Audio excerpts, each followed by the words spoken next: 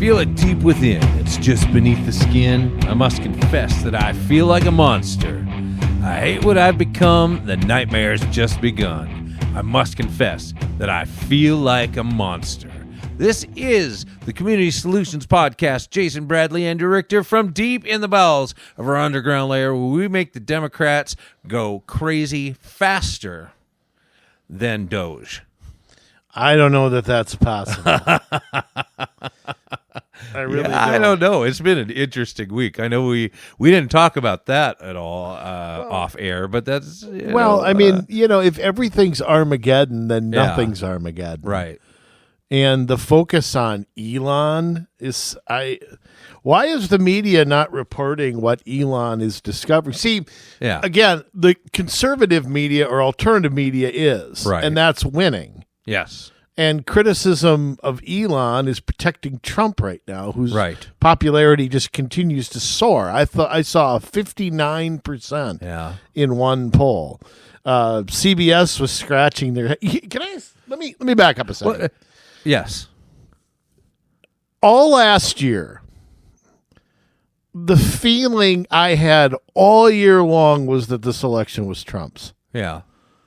I mean, the guy goes to the Orange Bowl, and the entire state of California is trying to get in. Yeah. 50,000 people are outside. Kamala Harris can't draw, 20 people. If she draws anybody, they're there to see Beyonce. Yes. And the mainstream media kept saying, oh, it's close. Oh, I don't know. Yeah. Blah, blah, blah. And I'm going to tell you this straight out. Had Trump campaigned in another half a dozen, he would have flipped another half a dozen states. Probably true. But and then when the election happens, okay, my eyes were right. What I was seeing was true. Yes. The media was trying to convince me that a sunny day was cloudy. I wonder right now if the same thing's going on. What his real approval rating is. Because the opposition is so discombobulated. Yeah. They're so clueless as to what to do. Actually, what they should be doing is actually really simple. Yeah. Okay? Very, very simple. And I'm going to give advice to Dems just real quick, Jay, just real quick. Yeah. You need to focus on what you can do to help the country get better. Mm-hmm. Not worry about the next election. There's plenty of time for that. Not try to blame Trump if it's a rainy day. Not try to find the next demon. Not just go to your left base and try and make your policies more woke. Right. And that was my last point. Like, you do realize, Dems. Now, I don't quite trust these corporations who are allegedly ditching their DEI. I think they're just reading the tea leaves here. Right. But it's so obvious that you need to move your party. Yes. It couldn't be, and there are a handful, there's maybe like half a dozen Democrats I've heard say that. Yeah. See, this is the thing, though. I don't know. Are the Democrats, like the ones that aren't nuts, that stubborn that they're going to stick with a loser? Or is the Democrat Party going to become the Whigs because they become so out of touch that there's going to be some other sort of leftist, not quite as leftist party, and maybe the people in the middle from the right and the left come together? I don't know. Here's the problem. Yeah. Here's the problem with that. The Dems control maybe a dozen or so states. Really control. Yeah. They have no incentive to go to the middle. Zero. Right. I am shocked that the Dems in states or districts that Trump won have not, I don't know if they're scared to speak out. I don't know if they're speaking out behind the scenes. I've heard one United States senator on the Democratic side really come out and John Fetterman. Yeah. And Fetterman's been temperamental about it. Like, he hasn't excoriated the party, but you can tell he's frustrated and pissed. Yeah. But he doesn't really, he's looking for friends, I think. But I mean, you got Dems in Arizona, Dems in Georgia, Dems in states, they're being targeted in that next election. Oh, yeah. And they're probably the underdogs. Yeah. And you've got to figure that the Republicans are just licking their quite frankly, the Republicans should have more than 53 seats. I mean, the Dems are lucky that they're at it's 53-47. Yeah. So I don't know how they make an adjustment, and it's going to take somebody. I mean, it's going to take. I mean, you look around like, well, who's the person? And there isn't any. Who's the next JFK or Clinton or Obama? And I have no idea. Yeah. I think that's one reason that they're so. I mean, Hakeem Jeffries has no control over the Dems in the House. Yeah. Not like Pelosi did. Right. Okay. Chuck Schumer is laughed at, ignored. Oh, he's horrible. I mean, he just. What is he, 80? I mean, he's got to be something like that. Yeah. He's just, And all of the new Democrats coming up are so far left. When the older Democrats are gone, and I'm not including people like Schumer and Pelosi and stuff, there will be no middle of that party. It will be further left than it is today. Yeah, I don't know. I don't know if their strategy is just to hope Trump fails. I think some of them just think they're just going to win in 26 because that's what happens. Right. But they firmly believe in what they believe so much that they actually think these policies aren't going to work. Yeah, well, I mean, again, I come back to if you include Agnes King, and I'm going to include him because Trump won the one district in Maine. Right. There's 13 senators in states Trump won. There's 18 House members in districts that they're Democrats, but Trump won the district. Right. And to me, that's Mike Johnson's got to target those people. Yep. He's got to threaten them. Yep. He's got to John Thune should be targeting them and just saying, look, you stand any chance at we want to pass stuff. Yeah. And I think the Republicans would do well to not worry about the election next year and just that will take care of itself if you do what you say you're going to do. Right. So, I think that's where we stand. By the way, I Am a Monster. Yeah. And I want to say somebody like Monster wrote it, right? Monster Factory or something? No. Monster Factory. Yeah, it was Monster Factory. Monster Magnet? Is that the band you're thinking of? I don't know. It's Mouse. What is the Modest Mouse? Modest Mouse. No. Okay, I don't know the band then. Skillet. Oh, hey, I Monster ate from off Skillet. that. Yeah. Okay. Yeah, not an egg skillet, but I guess okay. that's probably what they were named after. I don't know, but not a recent band. I guess when did their first album come out? Probably mid '90s. Oh, okay. So they've been around a while. WWE has used their music a bit. Really? Yeah. In fact, they probably used this song. So, yeah, this is one of their big hits. Okay. Learn something new every day. Broken clocks right twice a day. All right. Well, well, go ahead, Jay. I just interrupted you there. No. Some local news here. Tina Smith. Oh, bye-bye. Yeah, she's on her second or third face. I can't tell. Not running. What's up with that? What about that? There's some different rumors out there. Nothing substantiated, but not running for re-election in 2 years. So, well, I heard she went to an antique store and they kept her. Well, maybe. Yeah. Or that urge to kill babies is coming back. Maybe you can't suppress that long enough. Yeah. I don't know. So maybe she's got her sight on going back into the abortion mill industry. So, well, like I say in Minnesota, I support it in Minnesota because we have to be the best at something. And we can't let California and New York beat us on abortion, Jay. We have to be number one. Oh, boy. So I support being number one. Sure you do. I mean, I'm fairly pro-life. Again, an issue I'm not passionate on, but we have to be number one, Jay, so I'm okay with it. Okay. So are you declaring your candidacy yet? No. Oh, okay. No, I don't think I'm going to be a candidate. Why not?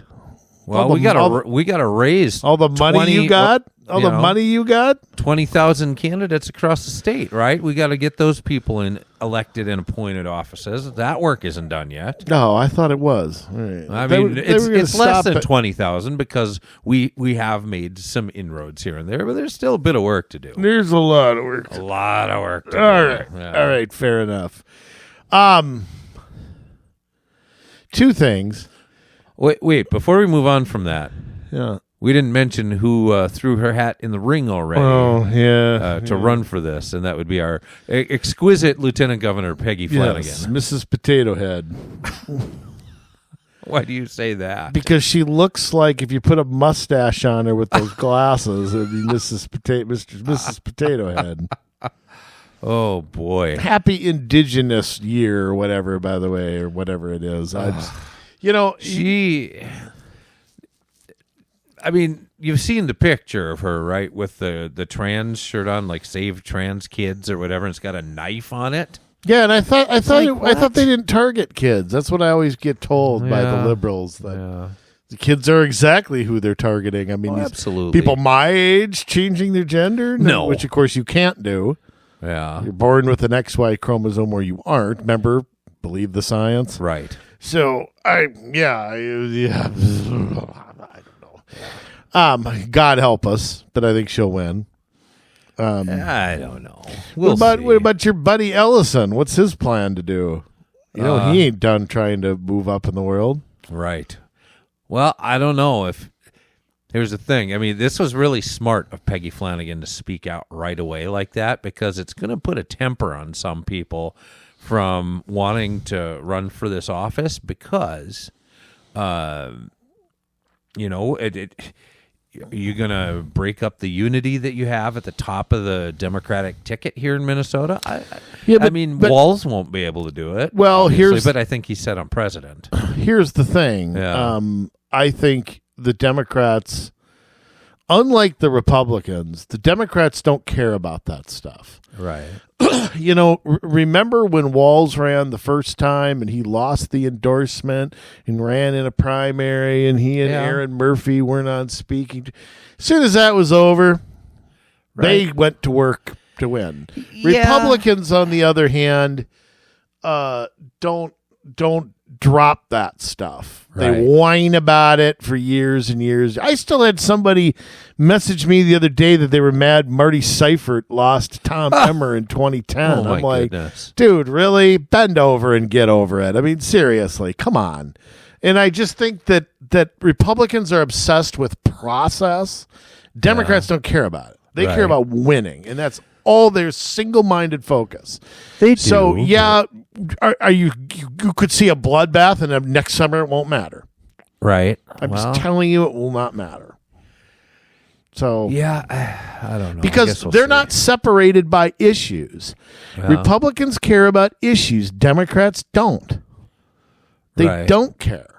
Issues don't separate them. It's box checking. It's feelings. Yeah. It's which group of victims you can appeal to. Yeah. That's what they care about. Absolutely. And Republicans are different. They care about issues. There's real debate within the party. There still is about issues. And so that's the difference between the two. And I think other heavyweights will get into it. I think people have been eyeing that office for a while. Remember, Tina Smith was like anointed at that. Yes. She never won a primary or she was appointed to that position originally. Right. So I'm sure there's been people who've spent, 10 years plotting for that office. Oh, absolutely. So, there's going to be other people. And who knows? If Flanagan would fall on her face. Right. I don't know. She's never really had to. What was she? She was a rep for like 2 years prior to being lieutenant. She's like 10 years younger than me. I mean, who knows if she'll fall on her face or not. She totally could. Yeah. But I mean, somebody will be there with a wheelbarrow to pick her up. But yeah, I mean, I think you're going to see some people. I think some of them may wait. Some of them might be in the legislature right now. They may be waiting till the end of session or something like that. But there's no hurry to get in right now. Right. So, we'll see. Well, I mean, now that Melissa Hortman isn't the Speaker of the House, I mean, she may get itchy. Who knows? I don't know. I think there's other things too going on. Whether a guy like Steve Simon runs again, he's served, this is his third term, whether there's other openings, whether Ellison runs again or runs for a different office. Right. I mean, there are other offices to consider. So yeah, I don't think governor's going to be one of them. One of them may want to be lieutenant governor so that the heir apparent, if Walz were to win in 26, which I don't think he will. Well, I mean, whether he wins or not depends on the Republicans, to be honest with you. Yeah, it does. And it depends a lot. And I'll tell you what, him being a national figure could cut against him because he could be a major target. The Republican can get a lot of outside money. And with an open seat for a Senate race and a national figure like Walz running for governor and just some of the other things going on in the state, I think it could become, and this has been my feeling since the election of Donald Trump, is that watching Walz and that ticket with Kamala lose as bad as they did, that I think Minnesota is ripe to be a national attention type race. Well, they talked about the swing states. Minnesota was closer than Arizona. Yeah? I mean, let's just be honest. It was, I don't know. I don't know, with President Trump not at the top of the ticket, that could worry me a little bit. There are other Republicans even with him at the top of the ticket that underperformed. But when we've looked at the voter trends, the numbers over the gubernatorial years and the presidential years, they're fairly even. It's just there's less people that vote in the gubernatorial years. Yeah. And I don't know with a Senate race if that's going to elevate that a whole lot, but doesn't seem to. The difference when you have hundreds of thousands of same-day registrations and you really are looking at about a difference of 150,000 votes, if you're able to register enough voters, you can overcome that difference. Well, you can. There's two things. The votes are there. Oh, yeah. The Republicans have to focus on getting them to vote in that extra year. Absolutely. And it's a little harder because we don't register by party. So it's my answer to there are ways, though. My answer to it is play the game, beat the Democrats at their own game. Yeah. Same day register people. Right. Drop boxes. Absolutely.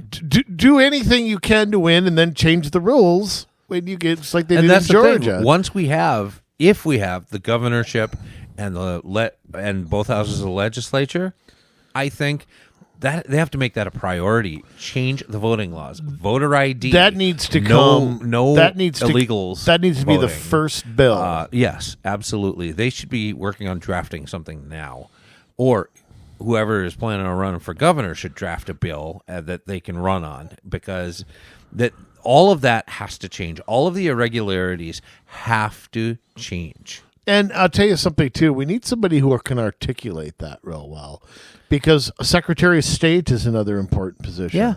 And you can't run a crackpot. You have to run somebody who can articulate this in a way that's easy, understandable, and doesn't fall for the Democrat propaganda. Right. You can't run out there and say, I'm the election denier in chief. That will fail. That's proven failure. No, you have to go out there and say, here's how many same-day registrations there are in this state, and look at the difference. Well, and look at the same-day registrations that come back as BS. Yeah. We should be able to have provisional ballots. We let them that vote. Should be another law. We let them vote. We try to verify it after they vote. Yeah. Silliness. Yeah. Okay, Jay, I want to touch on one more thing quick. Okay.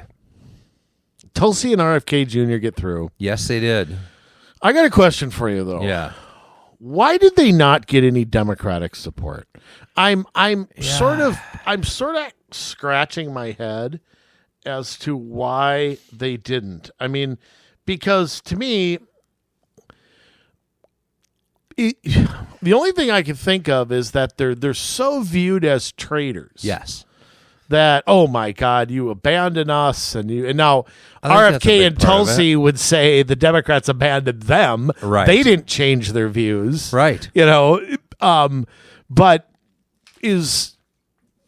But when you actually think about what both of them want to do, I've been hearing stuff like that out of liberals' mouths. I go back to, the George W. Bush years and go back to, I watched a Bush-Dukakis debate, and Dukakis sounded like Tulsi Gabbard going after, our intelligence gathering, and there's no accountability and blah, blah, blah. Have the Dems become such do they not understand that the dam is breaking here, that they're not going to be able to hide anymore? I mean, why can't they just say, you know what? You go find what you're going to find. Yeah. Let's deal with it then. Why RFK, you make America, you want to get garbage out of the chemicals out of kids? Democrats have been talking about that for 30 years now. Go back and Democrats criticizing the FDA and blah, blah, blah, blah, blah. Now they get a guy in there who does the same thing, but because he's Trump's guy. Right. But, I mean, it's the same thing on the Republican side, though. It's like, oh, no new taxes, no new taxes. Oh, we'll sign this huge omnibus bill with who knows what is in it. Yeah, well, there's that. There's a lot of that. I think that they say one thing, but they don't really mean it because they never really put the apparatus in place to be able to take care of it because they know they're dirty too. You know? I'm just disappointed because Trump's gone out of his way through his coalition to bring people in that are not just see everything through red and blue glasses. Yeah. And it's so important that we do that. And I just... to be that petty, it's so disappointing. I'm just really, I don't know why I'm disappointed. I don't know why I expected anything different, but I did. Yeah.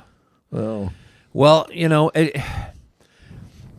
look at it, and it is, I think, partly the traitor thing, but I think that they do realize the dam is breaking, and it is going to burst open with these people at the helm. I don't think there's anyone that believes that they're not going to do what they said they were going to do. I think there's a 100% chance that both of them do. I mean, if Kash Patel gets he's going to get confirmed next week, I bet you within 2 to 3 weeks we have the Epstein list. Yeah, I even quicker.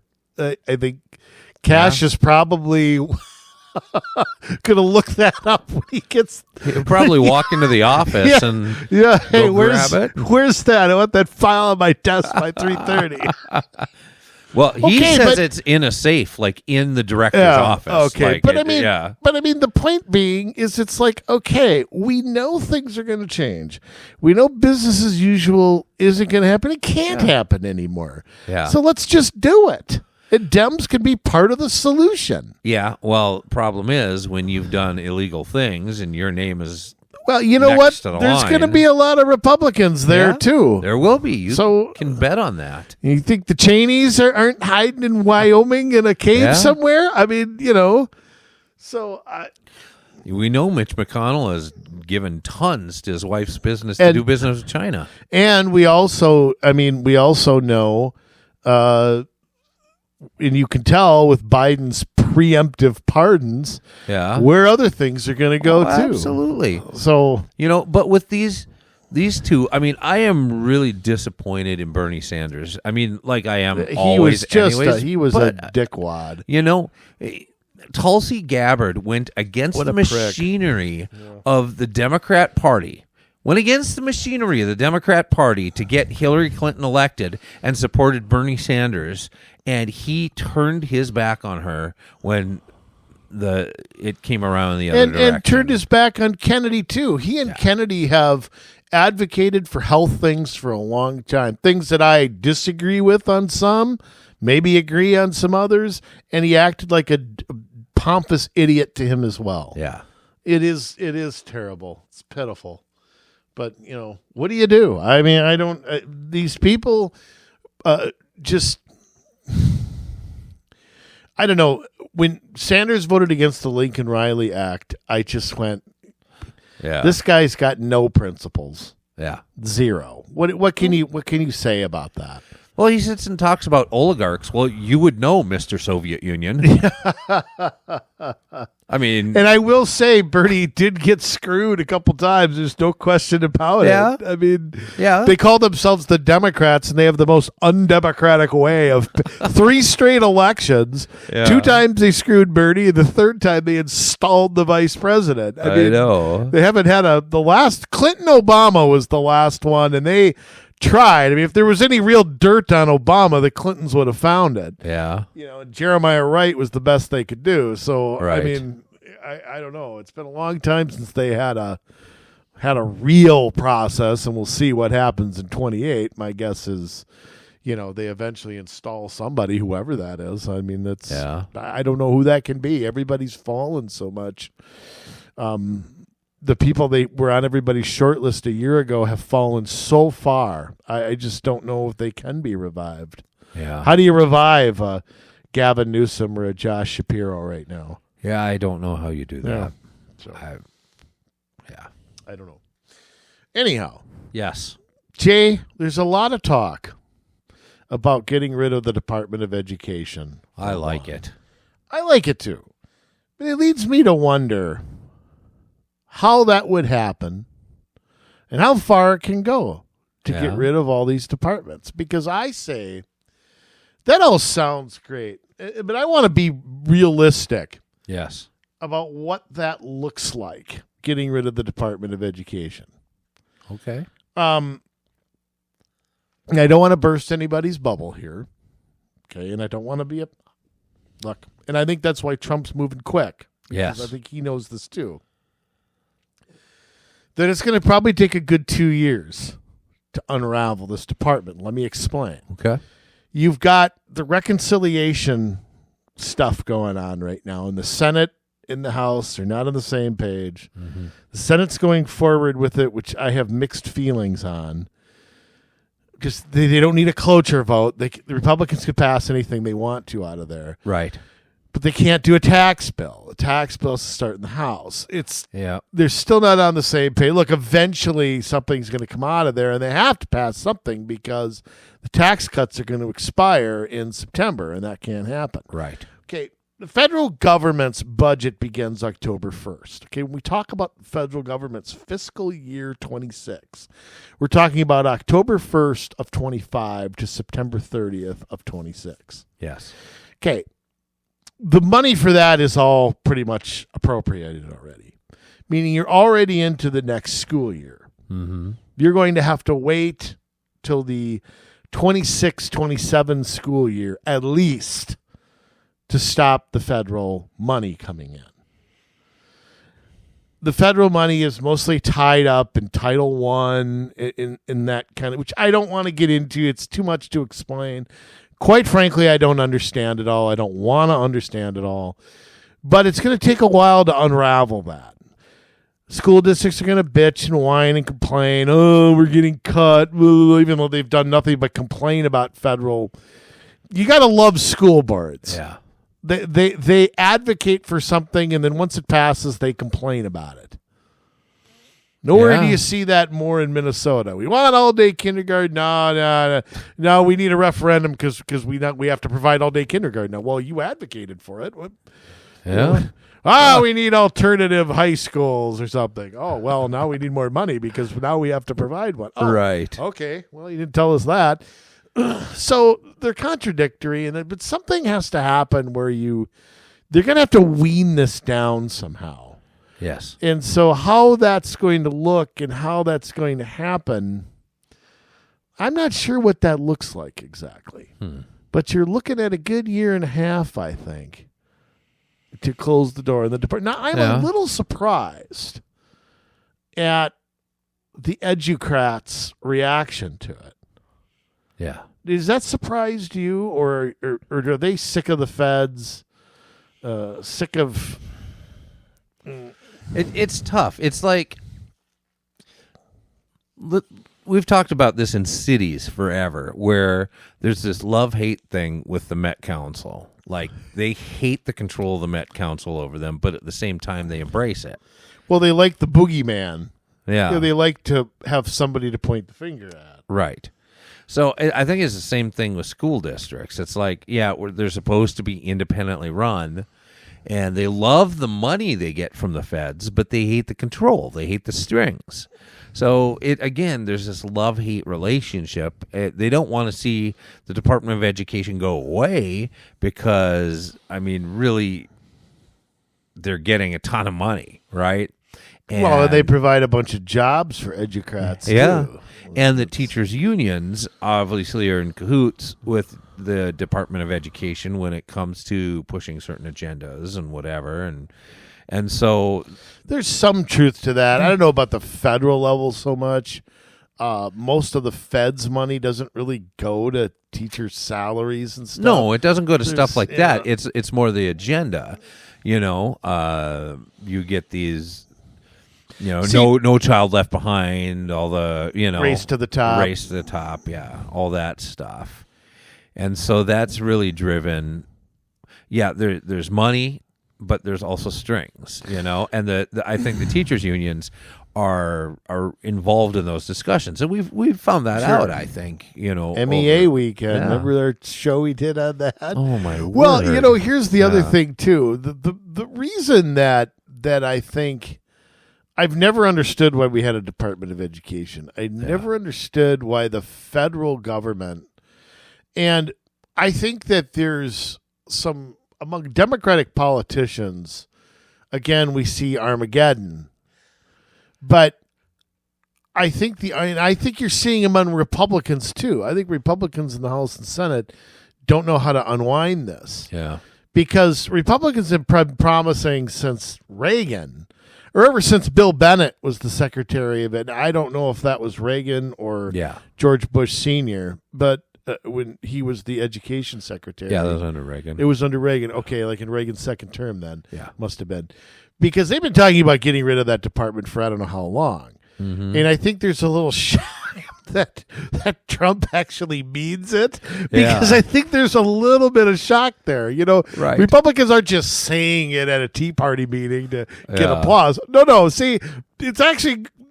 They're actually trying to do it now. When you put Linda McMahon in charge of the Department of Education... she's a good person to unravel that. Yeah. And she still hasn't been confirmed yet. No, I mean, she's finally getting hearings. Yeah, they've been stalling her, and I think maybe there's some behind the scenes stuff going on with that. But I'm concerned that Republicans are going to. You're going to have to get Congress on board with this because of the money that's appropriated and all that. If you're going to shut down this department, really an act of Congress is what has to happen. Yeah, I mean. They created it, and it was signed into law by President. I don't know who created was it Carter?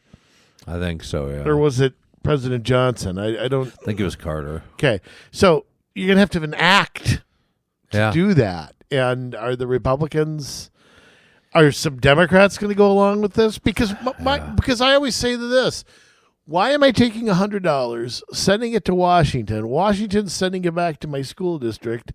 I send $100 to them. They take out $50 for their stupid studies and their government pensions. Then they send $50 of it to the local school district. Well, why don't I just send $100 to the school district? Wouldn't that make more sense? Yeah. So why again?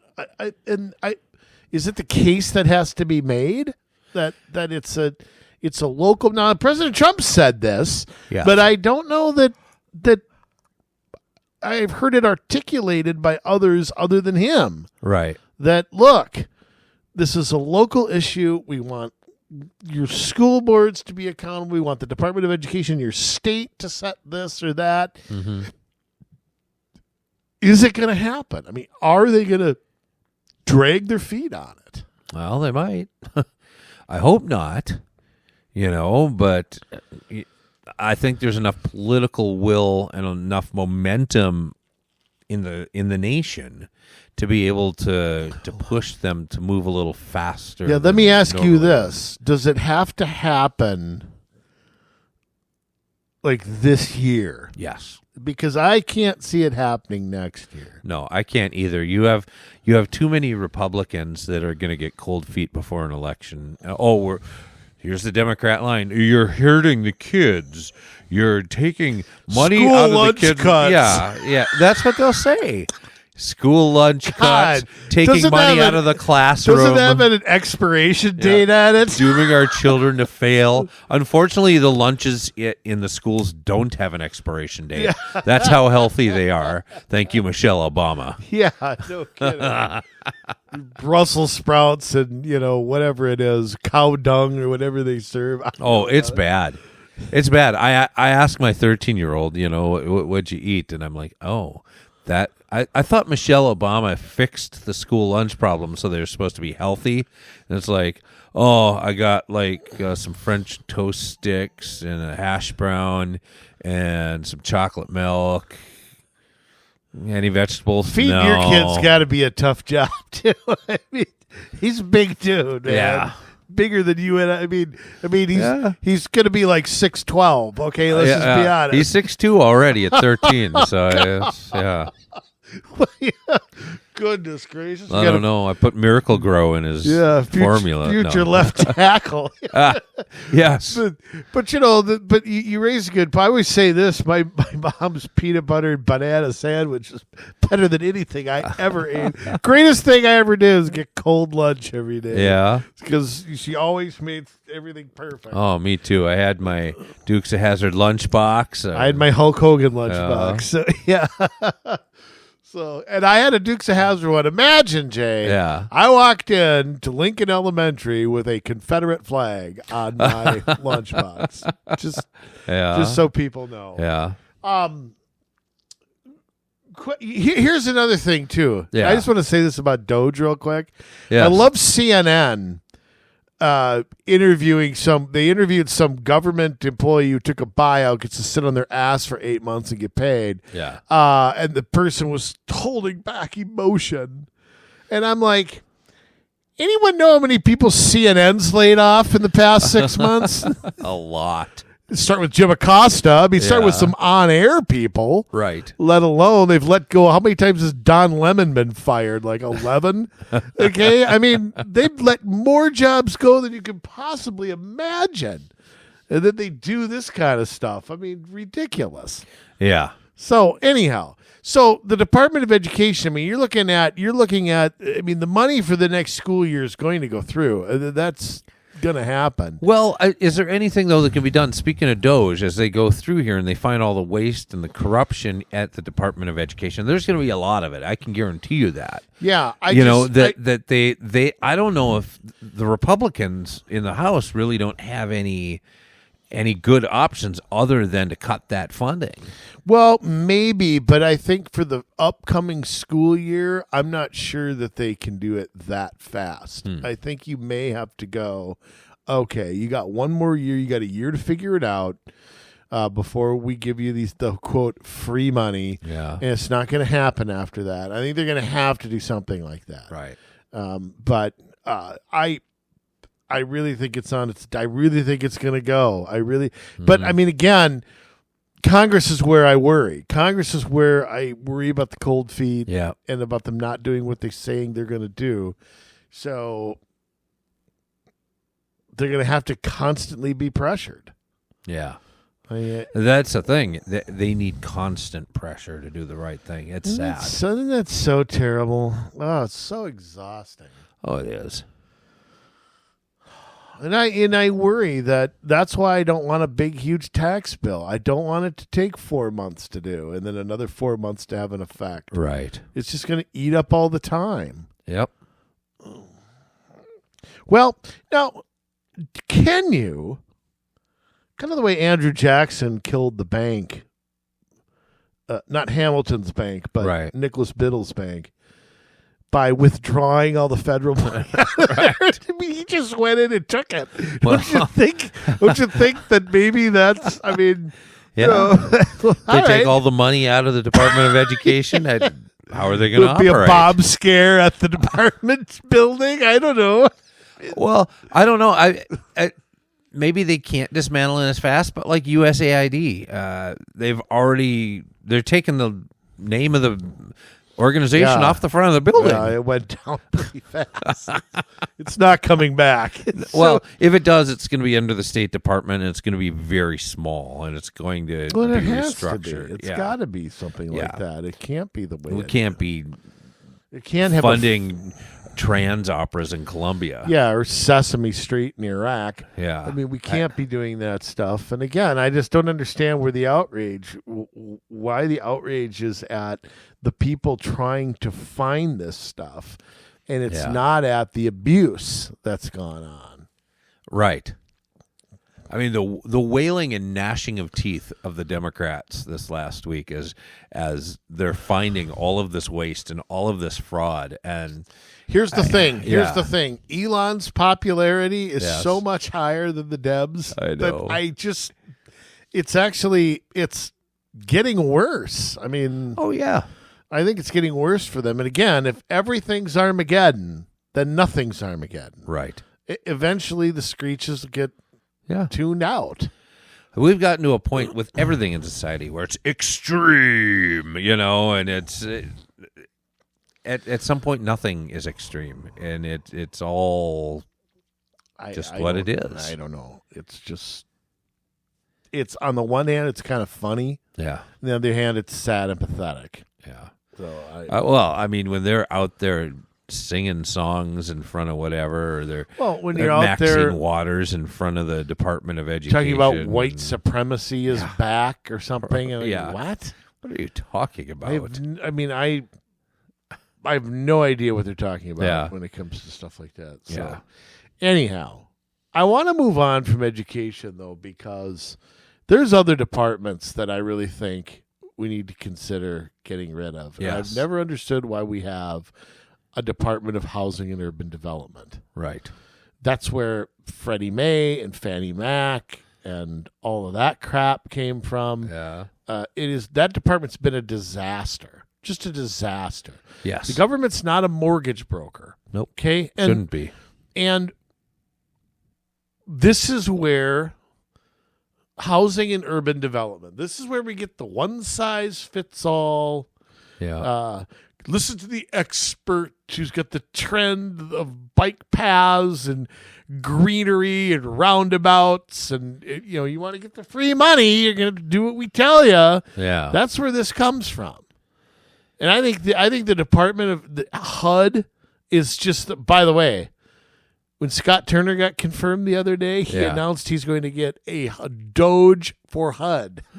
He's going to have a separate group.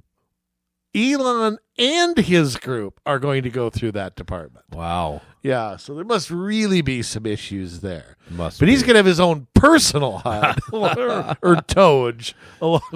So, but he finally got in after just weeks and weeks and weeks. Yeah. And he barely got through. I mean, like 4 Democrats voted for him. Well, that's better than most of them so far. True, but I mean, I don't know who they were. I'm sure John Fetterman was one, Probably. and I don't know who else was. But so I don't know. But why do we have a HUD department? I mean, if you look at public housing has become ripe with slums and drugs and subsidized housings, but it has destroyed places. Yes. Fannie Mae and Freddie Mac have been reckless. I mean, talk about DEI. I mean, that's literally what it's all been about since the beginning. Yeah. How do we illegal immigration? Exactly. I mean, this department and the one-size-fits-all solutions. How do you have a federal program on housing? Every state is different. You got growing states. You got states where there's older people. You got states where there's totally different weather than another state. Yeah. more rural, lots of smaller towns. You got big metropolises. I mean, yeah. I don't understand it. What the hell? And this goes back. I mean, if you trace HUD, even before it was a department, I mean, it went back. There were housing acts under the New Deal. Yeah. Before it became a department. So I mean, they have been in the housing department, and you go back, National Housing Act, Federal Housing Administration, from 1934, part of the original Housing Act of 1937, created the U.S. Housing Authority. 1938, National Housing Act, Federal National Mortgage Association, Housing Act of 1942, Housing and Home Finance Agency, 1947, Housing Act of 1949, enacted to help eradicate slums, which all it did was promote them, which is funny because that was the same description as the Act of 1937, so you know how good it worked. Yeah. Comprehensive Planning Assistance, Housing Act of 1954. I mean, how many times is this a Fair Housing Act? 1968. That was after the department was created. Department was created in 1965. The establishing low income housing. Block grants, that's all for the urban development BS, which created nothing but trash.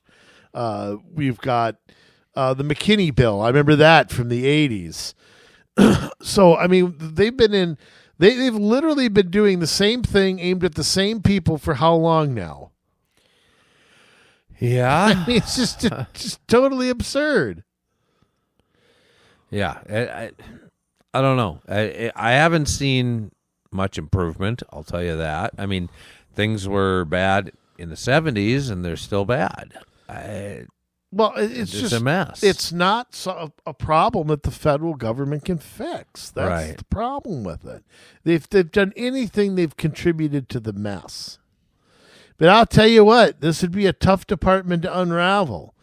They've got projects they've got their hands in that are years away from developing. They've got block grants where they sign contracts to fund those and fund those and fund those. This would be a decade-long undertaking. But I'll tell you what. Yeah. Something's got to be done here. Either they have to get appropriated less money, or they have to have less authority. Fannie Mae and Freddie Mac have got to be reined in. They still haven't been from the still a FHA loan is still the easiest one to get. Right. So it's a nightmare. That department's crazy. Yes. And it's, again, full of unimaginable, kickbacks. And here's the thing, and I don't mean to rip on realtors or on realtors associations, but they all support the big government stuff. They all support the easy loans and the block grants and all that. Some of them might be conservative on other issues, but on that issue, they don't want that government slush fund going anywhere. No. And they also jack up the cost of houses. Houses are always artificially inflated. Yes. Because you have to borrow to get them. Right. How many times do we have to have a crash in the housing market, and then it goes even higher the next time? I don't know. There's not like... And we learn nothing from it. I mean, we learned nothing from it. We had a crash in 2008, 9, 10. The prices have gone sky high ever since. Yep. Same thing that happened prior to that. Mm-hmm. The only thing slowing it down is that the interest rates are higher. Right. But that's all artificial, too, because the government won't stop spending, won't stop printing. I mean, it's going to slow down. Yeah. But, it's not going to stop. We owe too much interest on the debt. So, but that's a department I've never understood. the government's passed all these housing acts, and yet they never solve the problem. No. Never once have they solved any problem. Nope. Not once. I mean, it's kind of like going back to education where you have these referendums passed by local school boards, but it never seems to improve education. Well, like Trump said, we're dead last in this, but we're number one in something. Guess what it is? It's spending per kid. He said something like that. Yeah, he did. I don't want to say I was laughing because it's really not a funny subject. But yeah, it's. I don't know. I don't know how do you. Doge, by the way, I was going to jump to energy. Yeah. They've already are set to fire probationary employees. Elon's moving quick. Yes, he is. Department of Energy, Jane. I know that came from the Carters. Yeah. That came from the 70s. Yes, it did. You want to talk about something that was designed to fix something and did nothing but make things worse? Oh, Holy yes. cow. You know, President Reagan put it the best about the Department of Energy. He said, the Department of Energy, nobody there has ever sold a barrel of oil. Nobody there has ever, you could say anything, produced one windmill or produced one solar panel or done. All they've done is get in the way. Yeah. Think of a tangible thing that they've done. Yeah, I can't either, except pass all these green mandates that have harmed the car industry. They have harmed our grids. They have, and I would wager, caused people, especially older people, to die.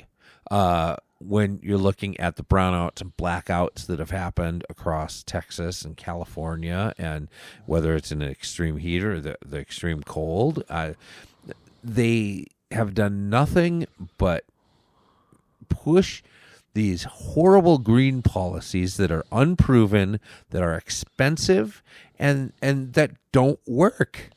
Well, and I think one of the things that bothers me is that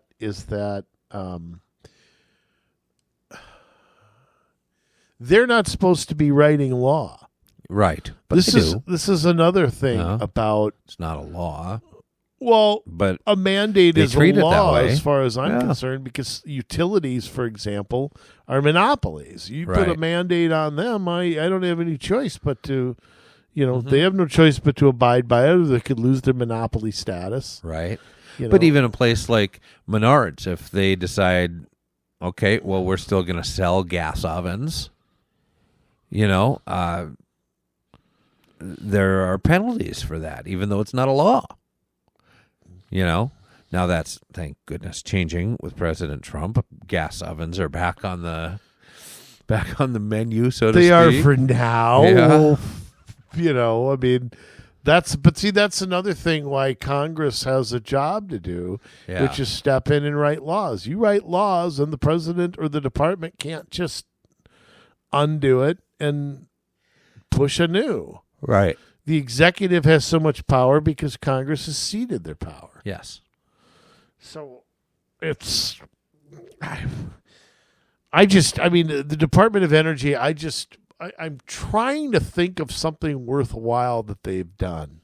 And by the way, our electrical grids are one of the most vulnerable things we have. If I were a terrorist organization, knocking out an electrical grid in New York would be much more effective than a car bomb in somewhere else. Well, and we know that people have scoped out our grids, that people have, tested the limits of what they can get away with. Be like the Chinese flying some things over the country, right? Yeah, kind of like that. Yeah, kind of like that.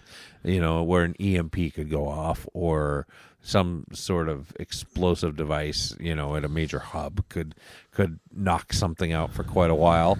But this is where, and I think with Trump, this is going to change a little bit, especially with the amount of energy that's needed for AI and the development that's going on there, is that I think nuclear is back on the table. Probably. And I think that's a good thing. AI freaks me out, though. Yeah, me too. I'm freaked out by it.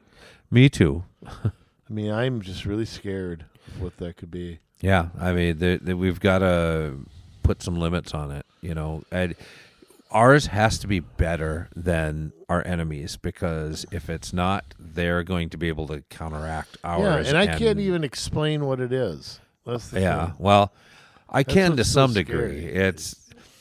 There's 3 different levels of AI. First, you have artificial intelligence, which they know a lot about one thing generally, where it's like this thing is really great at playing chess or something like that. Then you have artificial general intelligence, which we're just starting to break into right now. That is where you can, if it's online, and it is, not you, but the AI can go gather any information off of the internet. So basically, it's as smart as every human being together, and it can contain all the knowledge of the world, basically. The really scary part is when we get into super intelligence, and that is where it's almost like we're creating a god, where it doesn't think the way a human thinks, it doesn't act the way a human acts, and it's able to come up with solutions. Like, people think that within a very short time of super intelligence, which we think they may have by sometime between 28 and 30, it could even come sooner. God, I hope not. That cancer could be completely cured. So there are some good things that can come out of it, but there are also some very scary things, because we've already seen in AI that if you try to turn it off, it starts to lie to you. It starts to try to convince you not to turn it off. There are some very, very concerning things with AI, and if the wrong people are programming it, they say you're going to lose your freedom of choice, even, because you're not going to know if you're making a choice or if AI is convincing you to make a choice, and you think it's your choice. You're going to start seeing with general intelligence now all these artificial intelligence assistants. It's like having your own personal secretary, and it's going to be great. But as soon as that flips over into super intelligence, it's going to start suggesting things in ways where it can control you, theoretically. There's. I hope I'm dead. You won't be dead by 28 or 30. I don't think so. That's what we're looking at, and so there are some, when we're taking into account the new developments in quantum computing and all of that all of the answers for unknown questions, except for some of the things like, the reality of God and how the universe was actually created, and all those things that we can't know. It's still, obviously, God is going to be supreme above ASI, but it's going to be so good that people are going to worship it. People are going to turn to it, and if you read, like, in the Bible, the book of Revelation and stuff, this is the kind of technology that can allow someone like an Antichrist to have the kind of power that really controls the whole world and knows what everybody's up to and where to find people. How do they control us? I just don't get that. Power of suggestion is a lot of it, and knowing us so well, because we're humans are creatures of habit. We have certain routines. Everything is on the internet? Yeah. Is that part of it? We're predictable because it can figure out what we like, what kind of videos we like to watch, where we go on Mondays. What is AI? Is it just like a computer? Yeah, it's like a computer brain. Yeah. I don't want it. Well, yeah. Do we ever reach a point where we're sophisticated enough? Here's the problem. If we don't do it, and we've passed the point of no return on this, if we don't do it and do it better than everybody else, the Chinese will do it, and they will take us down, and it'll be like the Stone Ages, and they can have their way with us, or the Russians, we can bomb them. Not if AI helps them figure out an anti-missile system or anti. Okay, but if we regulate it and they system, don't, isn't that? I mean, they'll create another virus and kill a bunch of people. We got nothing to worry about there. Well, I don't know. Some days I just wish track, I was on a farm 100 years ago or something. Yeah. There's just some days I wish that. Yeah, but you think about some of the advances in medicine and stuff since then. There are things that would have happened 100 years ago where it's a death sentence, and today it's not. So I don't know. Is that due to AI? They sick the leeches on you to take the poison out of your blood, and well, it doesn't really help a whole lot, as we saw with George Washington. I don't know. Or Stalin. Yeah. Why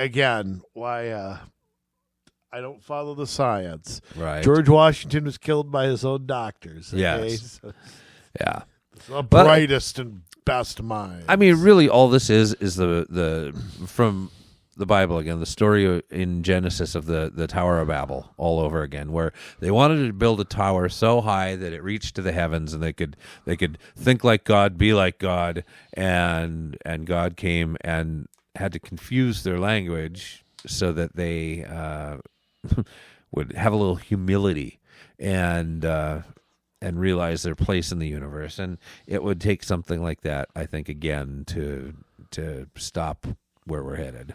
So, I don't know. That's frightening. Yeah. It's just really frightening.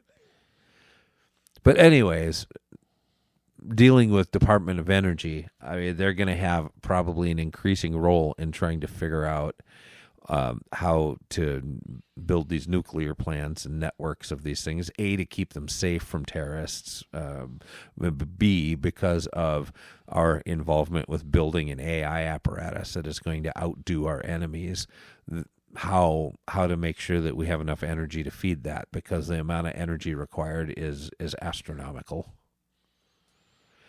So can we get rid of it? Maybe. Is it something that we can privatize in the scientific industry or whatever? I don't know. I don't have an answer for that. Yeah, I don't know. I just don't know what they're doing. When you have Trump inviting in the CEO of SoftBank, and they're giving us $500 billion for AI research, and it's... Well, I think if you're right, we're going to have to get ahead of it. Yeah. I mean, our dollar is something I worry about. Yeah. I know Trump's all in on crypto and all this stuff, but I actually think that that's going to be questionable in the future, because if the dollar gets strengthened, which I think he's going to strengthen, he already is, in my opinion, he already has. Right. But, I mean, if that is strengthened, then the otother stuff kind of isn't as valuable. So I don't know. Well, and when we reach ASI, there's going to be almost no way to stop hackers from getting into your accounts and stuff like that. So unless someone has a better ASI to stop it. So it's going to be the Wild West for a long time. Boy. Thank God I got my safe. And just think, I love cash. Yeah, I don't see that coming in the short run, but I still worry about that in the long run. Yeah. Speaking of that, did you see Trump's latest thing on the penny? Yeah. Well, it costs like 3 times the worth of a penny to make a penny. So it's like, well, I get it. Another Doge victim. I get it, but I don't know how all the math works out. Everything's going to have to come out to 5 cents, or whatever. Eventually, it's something over time that will, if we stop making it now, it'll be kind of like a 50-cent piece. It'll still be in circulation for a while. I mean, it's going to be kind of like the $2 bill. It'll just be there and it'll be gone. Although, did you know, I mean, this is what I've heard, $2 bills, there are as many printed of those as there are $1 bills. It's people hoard them. I have some. Yeah. I've got some in my safe. Yeah. I don't know why. That can't be right. That can't be Yeah, right. I don't know either if that's true. I've heard that. That's something maybe Google would have to answer for me. I thought they weren't made anymore. Yeah, I don't know. I remember, I wish I knew what happened to my great-grandfather had these. God, he had a collection of $50, and they called it a $50. I always called it a 50-cent piece. Right. And dollars. Silver dollars. Yeah, some of them were real silver. I don't remember what happened to them, but he was a guy who plumb saved every nickel, so I don't really know. But yeah. Yeah, anytime I get my hand on a $2 bill, I never let it go. So. Oh, okay. So there are fewer $2 bills in circulation. They're still printed, but they are much less common than $5 bills. It didn't give me the option for one. I could have put that in, but here we go. Cool. Oh, I can't get to that. Okay. Well. Yeah, that's. I'm surprised they're still being printed. Yeah. Where are you getting people getting them? I don't know. I suppose at the bank or whatever. Well, maybe you could ask for them. I don't know. Question for you. Yeah. And this is where I think, again, so much reform has to happen. Yeah. The transportation department. There's another one that now I'm not advocating getting rid of it. That's not what I'm advocating. But you talking about a department that needs some change, department that needs some. How our merry-go-round of money has just got to change the way it goes. I mean, the federal government has a responsibility when it comes to transportation. That's interstate highways, airports, international airports governed by the FAA. They do have a role. Yeah. But this whole idea of the old merry-go-round of money. Yes. Again, it's like the Department of Education. I'm sending gas tax money to the federal government, and then they're taking it for their studies and blah, blah, blah, and then they're sending it back to the state or the county or whatever they're sending less of it, and they're, again, with strings attached. Right. How do is there a way that the feds can get us back to local roads or local government's responsibility, county roads or county's responsibility, state road? I mean, how do we get back to that? We can't get back to that until the Department of Transportation changes how they do things. Yeah, well, I think that they're going to. It sounds like they're going to cut a lot of federal funding for some of these projects, and they should.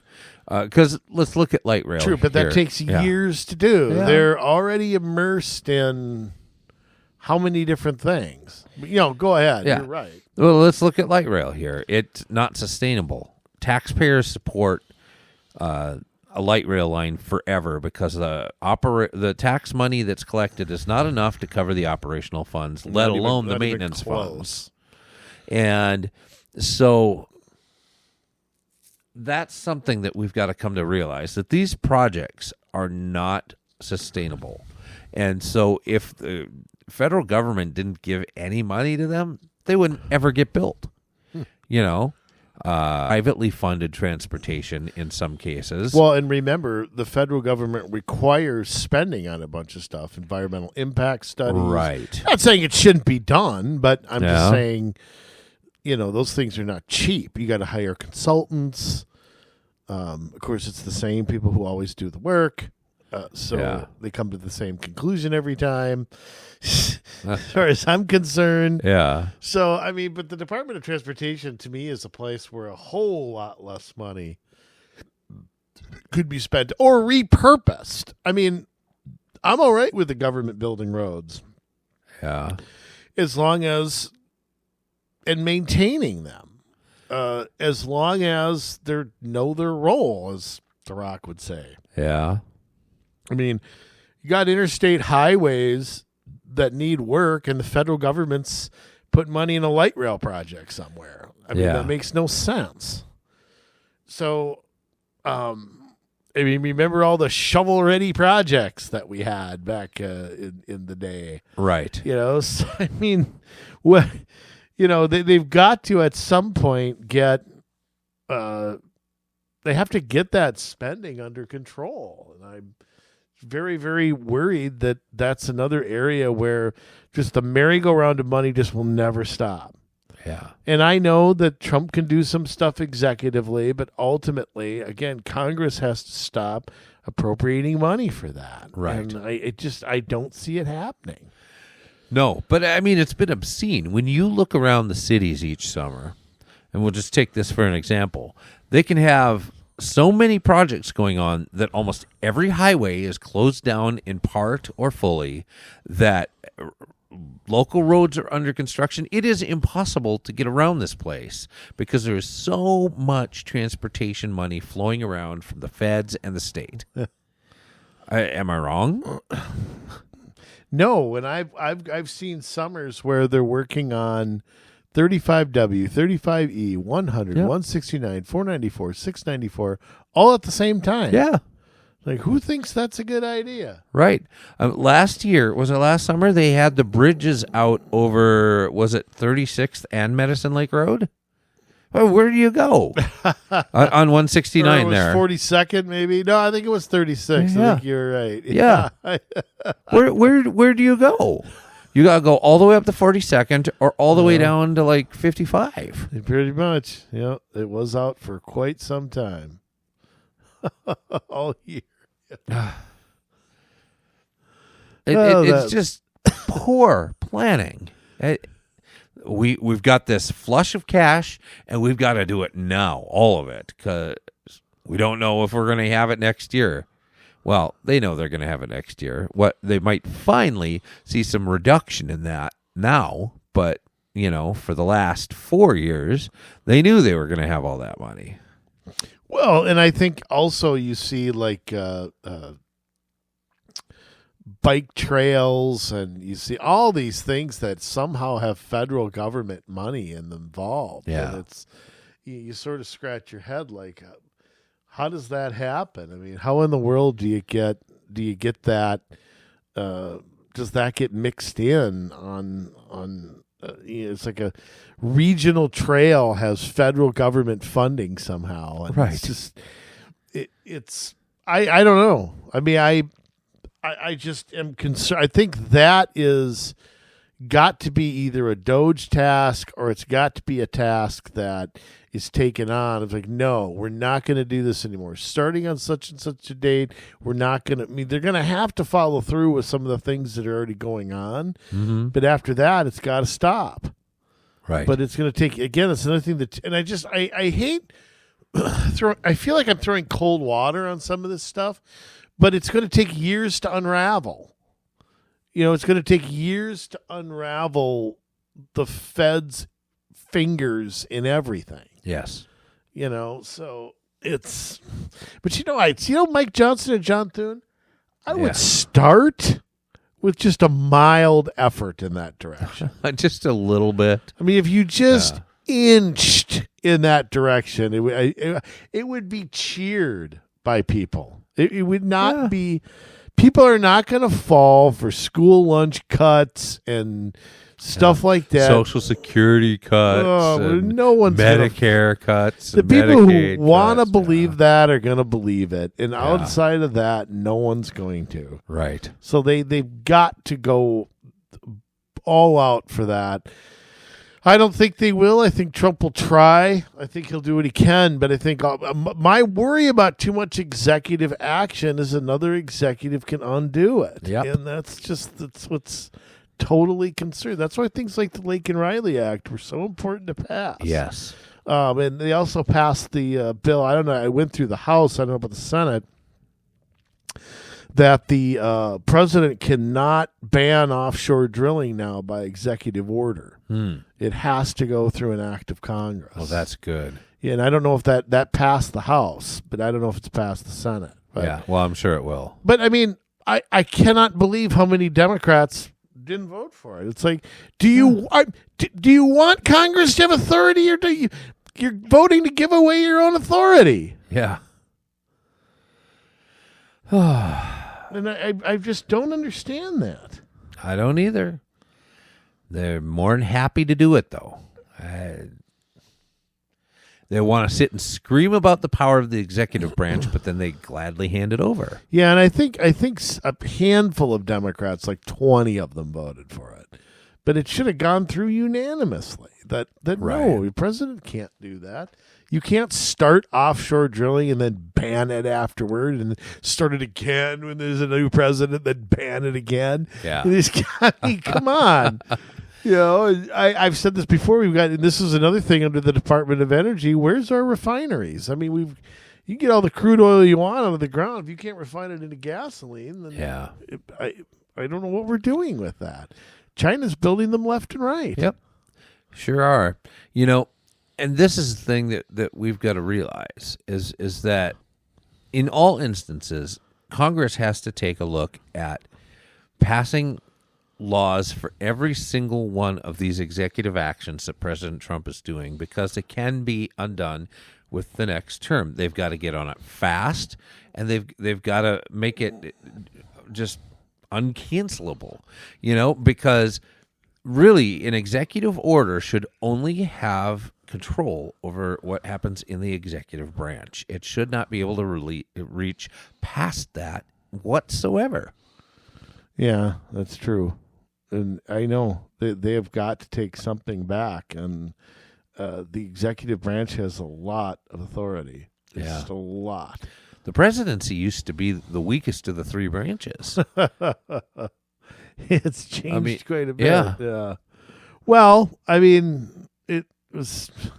There's other things that have to be. Emergency powers have to be looked at, and if anything, it's moved in the opposite direction. If anything, more power has been given. This is not just presidents; it's governors as well, Right. who have more authority than they've ever had. Yeah. To do things, declaring racism, declaring hunger, of national emergency. I mean, there's things that have just gone haywire with that. So I'll tell you, let me ask you a couple other ones. What do you think of the Department of Homeland Security?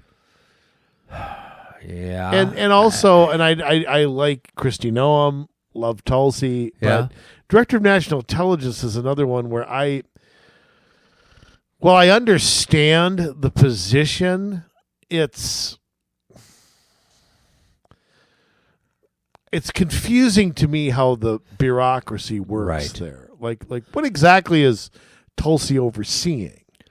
Okay. And you can get a direct answer to that, but we already have a CIA director. We already have, But if you go back to something like Department of Homeland Security, where you've got FEMA and you've got all these organizations under that, but then you have a director of FEMA, and then you have I think ICE is under the Department of Homeland Security. I mean, it's yes. So the DNI, Director of National Intelligence, handles anything where intelligence is involved. So obviously they advise the president, but then that's a relatively new position, right? Yeah, it is. Under Trump's first term, I think Richard Grenell was the acting DNI for the last part of his term, who's now like a special envoy for different things. But also they're over like the National Security Council, the Homeland Security Council on Intelligence Matters. They manage the IC. I don't know what that is, but it includes the CIA, the NSA, and the DIA. Directs the NIP. I don't know what that is. Like a yappy dog that nips at. I don't know. Advises the president. We get all that. Develops, implements, and oversees policies. I want to say that stands for intelligence community. Oh yeah, intelligence community. Yep. I might be wrong on that. I think you're right. Yeah. Develops, implements, and oversees policies and procedures for access to classified information and sensitive positions. So, like all the release of the Kennedy files and all of the MLK files, and that has to go through Tulsi Gabbard, and oversees personnel security processes around or across the government. So, assigning like security clearance and things like that. So that is what she does, or her office, and so that is different than like Homeland Security. Which is more, the ICE is under Homeland Security. ICE, FEMA, yeah. I don't know what else is, but yeah. So yeah, there are definitely differences because DNI is more around intelligence and Homeland Security is more around agents that are out actually protecting, keeping the country safe, border security, emergency response, cybersecurity. Things like that, transportation security, anti-terrorism. So Tulsi is the 8th person to hold this that was non-acting. John Negroponte was the first one under President Bush. Remember him. James Clapper, he held it under President Obama for a long time. Dan Coates, who was Trump's original, who was a former senator. So yeah, there's so it's only been around 20 years. Yeah. Well, Homeland Security has only been around since 2002. Yeah, that's right. So that came out of the 9/11. 9/11. Yeah. I think Director of National Intelligence, if I remember right, was a recommendation of the 9/11 Commission, but I may be wrong about that. I used to have that report. Yeah. At home. I don't know what I did with it. Huh. Anyhow, yes. There's a lot of government out there. Oh yes. So, I just wonder whether how much of this is really going to go. I know Trump is going to go as far as he can. He's got tremendous political capital right now. Yeah. But I keep coming back to, you're going to have to get Congress on board with a lot of this stuff, and I think that's the part that really concerns me. Yes. Is, them having the guts to, because personally, I mean, if I'm a Republican and I'm going to go home to my district, what am I going to say if you don't do this stuff? Yeah, I don't know. You came in. I mean, he's a guy that promises kept, promises delivered, right? I mean, that's kind of his. Yeah, make America great again, and then promises kept, promises delivered. Right. I mean, and he hangs his presidency on how much of that he's able to deliver on. I don't know.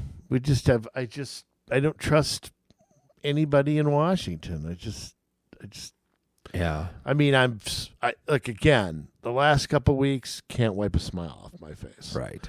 Just loving every second of it. Yeah. But can't get enough of it. Every day there's something to talk about. There's something to report. There's something going on. Trump is so accessible. Yeah. By the way, we didn't mention bringing the hostage home from Russia. I know. The other night. How is it that took 3 years to do? I don't know. That Biden sure couldn't get it done, but brought that basketball player home. Well, I don't have a problem with her coming home either, but I think all of our people should come home that are being held. Yeah. All we gave up was some low-level cyber hacker. I mean, come on. We're going to let somebody sit in a Russian prison over that? Yeah. He brought 4 of our hostages home from Venezuela. Richard Grinnell went and came back with all 4 of them. That's right. I think there's been 10, if I've heard right, that there's 10 hostages that have already come back in a 3-week period. Well, and I'll tell you what, something's gonna happen with the Middle East this weekend because it's breaking down the hostage exchange. Oh yeah. I mean, Israel's releasing like 2,000, and they're getting like 5, and there's just something's going to have to break there. Well, Trump said, did you hear? You have till I believe it's this coming Saturday at noon to release the rest of the hostages.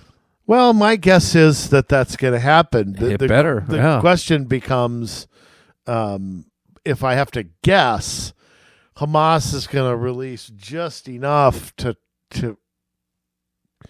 either stave something off or what. I mean, I don't know. There's no good options over there.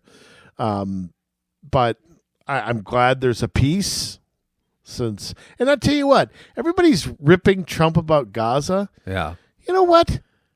Sending people back to an area that's rubble and that is just unlivable puts them right into the hands of terrorists again. Absolutely. It just starts this cycle all over again. He's right. Now, maybe us taking it over is not the best language, but I get what he's trying to do. You're never going to fix this. There's never going to be I don't know that there'll ever be a 2-state solution. I don't think so. Lives in peace forever. But how do you bring all these people back to nothing? Yeah. I don't know how you do that. And originally, I mean, the Palestinian people came from like Jordan anyways. I know. But they don't want them. Well, and neither does Egypt, neither does Syria, neither does Saudi Arabia. Because they cause trouble. I'm not saying all of the population causes trouble, but you have this terrorist element within that population that does. It's worrisome for any other country. Yeah. It's I don't know how you solve that when terrorism is at the center of your ideology. I just don't understand how. Yeah, it's a tough negotiation when the other side starts with your death. Yeah. Just saying. Yeah. I'll tell you what, though. I think that Russia-Ukraine war is on its last leg. Yeah, probably. I really think that we're on the verge of something here. Because, Trump doesn't do nothing without a transaction. Right. It's just the way he is. Like, people are speculating what's going on with Mayor Adams in New York and all that. And we all know what's going on. The second Mayor Adams spoke out against Biden's immigration policies. Mm-hmm. He got charged with some flimsy. Right. The minister of Turkey stayed at a New York hotel. I don't even understand it. Yeah. And we all know what's going on. Trump's going to be like, okay, look, you let us do our stuff. We'll leave you alone. Uh-huh. Notice when Pam Bondi went after New York, she didn't include Eric Adams in it. Right. It's Hochul. It's their Letitia James, and it's the commissioner or something over there. So there's a deal. They reached a deal behind the scenes. It's just Trump made a transaction. Getting the immigrants out is more important. So you're the illegal alien criminals, I should say. Yes. Can I ask one more question here before we wrap this up? I have an immigration question for you. Obviously, getting rid of the illegal alien. I mean, the criminals, gang members. Look, the Democrats are really struggling to respond to that. It's too popular for them to oppose. So they're just, what do you think? Let's just say 6 months from now. And by the way, border crossings down 95% in some areas. I know. It's so good. Yeah. I mean, I tell you what, if Tom Homan was the sheriff in my neighborhood, I would sleep very, very well. Yes. Now, the question for you, what do you think happens? Let's just say it takes 6 months to fully get rid of the criminals. Let's just say 6 months from now, we've kind of wiped them out. They've either left on their own, they're in jail, or they're deported, or whatever. Okay. What do we do? What do you think Trump does at that point?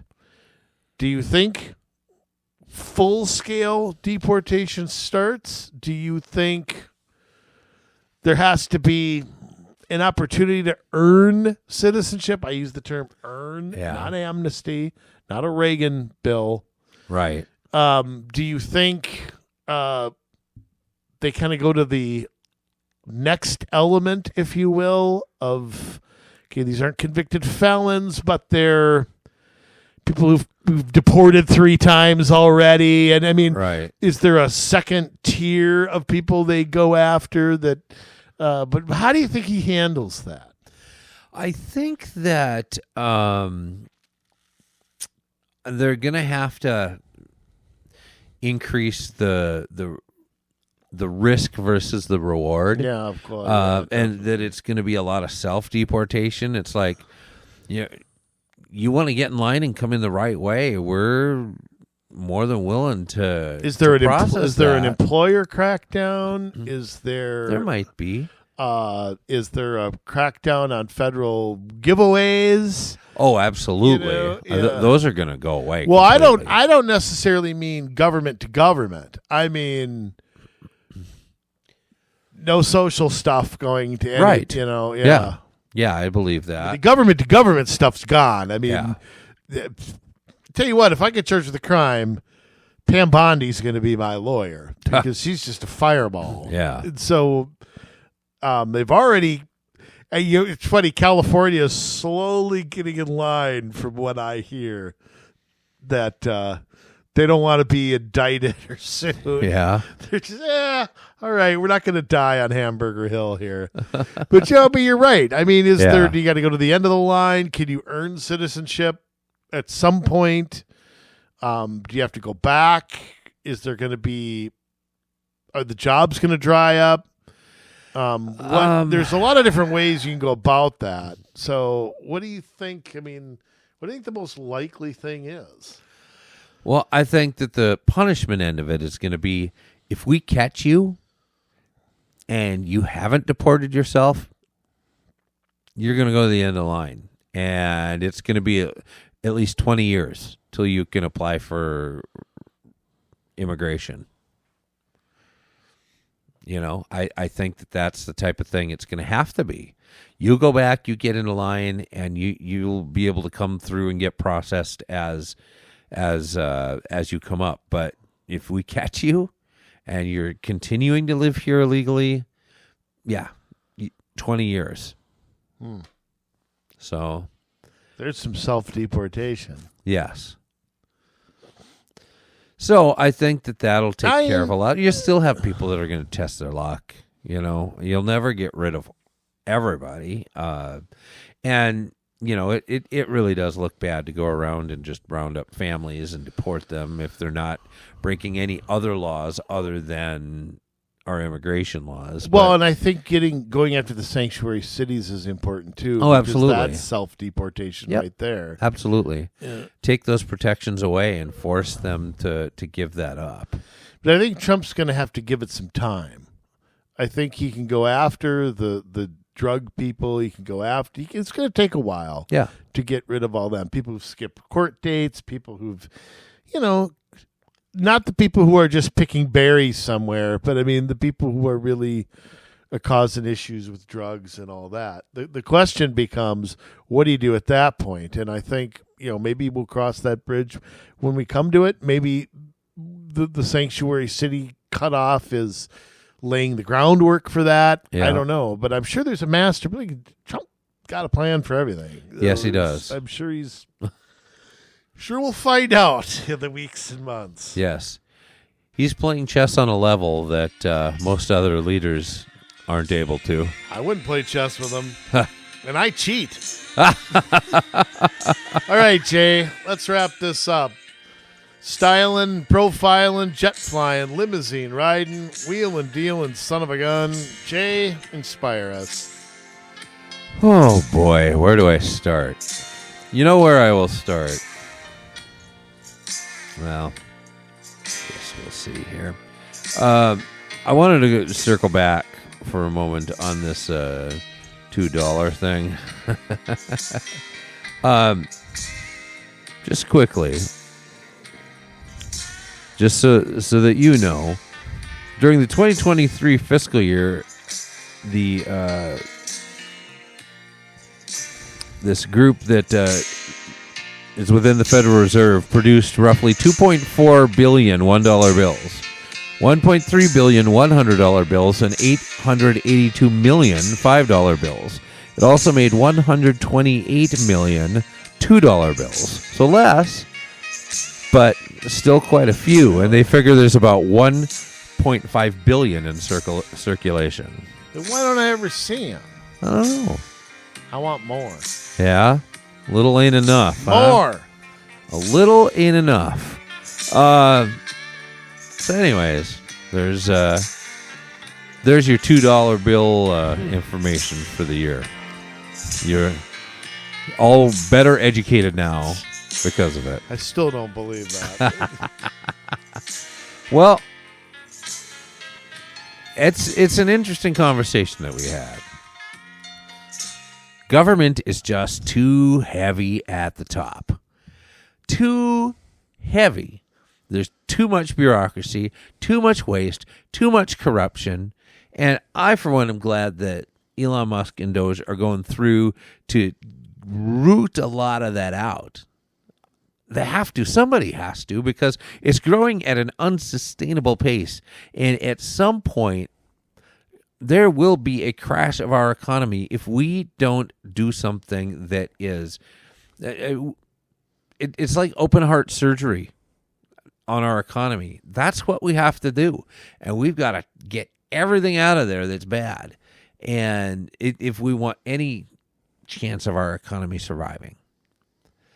Now, the Democrats are super unhappy, and part of that is because the gig is up.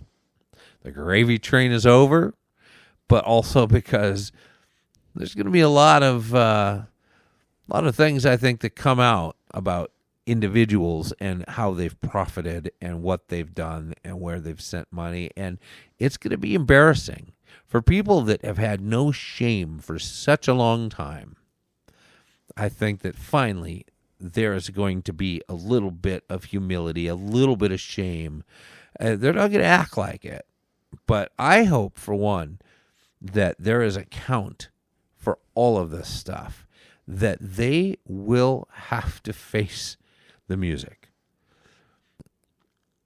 We can't continue playing house, like, oh, we have endless amounts of money, like we're playing with Monopoly money. I mean, we have only a certain amount of money, and we have to actually make that smaller. There has to be some reduction in the amount of currency that we have floating around. Yeah, there's some negative things that go with that, but if we can tough it through for a little bit, things have already been pretty bad under Biden. But if the long-term health of our country is important, then we have to figure out what can we sacrifice, what can we do to do our part to make sure that America survives, that our children are set up for success, that our grandchildren are set up to be able to be wealthy and to have good jobs. It's another thing that with AI, what jobs are going to be left? We will always innovate. We will figure it out. But we have to right now get control of our government. It is imperative as we go into the next phase of the human story that we are able to do so knowing what we're up against and knowing the truth and putting to rest all of the old ways that made a few people rich at the price of everybody else, that gave the elites a chance to live off the backs of the many that were carrying them. It's done. The gig is up and your gravy train is done.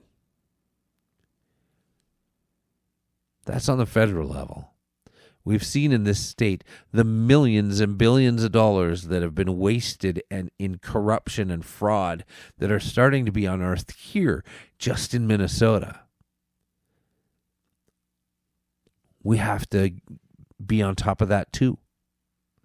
There's a lot of fraud, whether it's in our election system, whether it's in all this money going to these groups, whether it is in the way that we're operating as a government and just breaking the law and violating the Constitution. And we need people who are willing to stand. People who are willing to follow the laws and be above board and transparent and not be in it for themselves, but actually be in it for the people of the state, be in it for your grandchildren, your children, for those that you love and care about. We need people that are passionate about the right thing, to the point where it bothers them when they see what's happening, and if they could do something about it, they would. Guess what? You can. We've got to drive every last rhino out of office, from the state level to the county level, the cities, the school districts, the townships.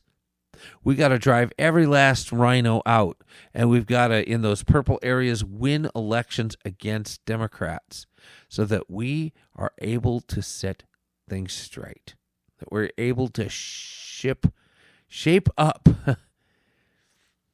so we can be ship shape going into the future. It can be done, but we've all got to sacrifice a little something now to make things better in the future. If that's something you're interested in, get a hold of us at commsolutionsmn@gmail.com. That's commsolutionsmn@gmail.com, because we've got some ideas. And I'm excited as we go into this new election season that maybe, just maybe, Minnesota ain't as blue as they say it is. And if we can just get a hold of things for a little bit, we'll have an even playing field. We love you, Minnesota, but now it's your turn to get to work. Feel driven to push on.